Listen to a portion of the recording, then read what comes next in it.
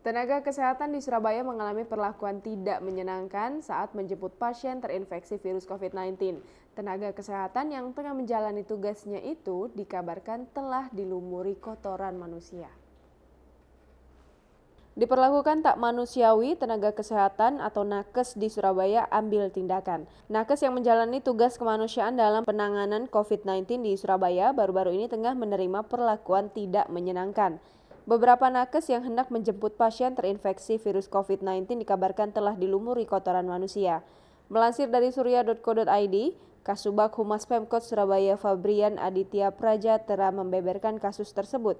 Terjadi di Rusun Bandarjo Surabaya, Jawa Timur. Kejadian tak manusiawi ini berlangsung pada Selasa 29 September 2020 lalu. Sebelumnya pada Jumat 23 September 2020, Pemkot Surabaya telah menggelar swab test secara massal. Saat hasilnya keluar, pada Senin 28 September 2020, tracing yang dilakukan petugas puskesmas menemukan sejumlah pasien positif yang bermula dari Mr. X. Namun sayang, satu keluarga yang hendak dijemput justru melakukan penolakan, terutama istri dan dua anaknya.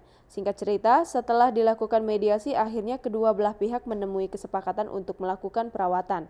Namun ternyata istri pasien masih melakukan penolakan dan justru melakukan tindakan tidak manusiawi. Ya, meskipun sudah diingatkan untuk kebaikan bersama, pelaku tetap melayangkan tindakan yang kurang menyenangkan. Lebih lanjut, melansir dari kompas.com, rupanya ada 3 tenaga medis yang mendapat perlakuan tidak menyenangkan itu.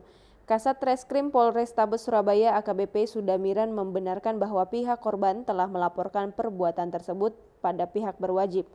Tak hanya diperlakukan dengan buruk, namun salah satu nakes juga melaporkan bahwa ia mendapat teror atau ancaman melalui SMS. Selain itu, Sudamiran memaklumi keluhan tenaga medis tersebut dan akan memproses laporan tersebut serta memeriksa beberapa saksi.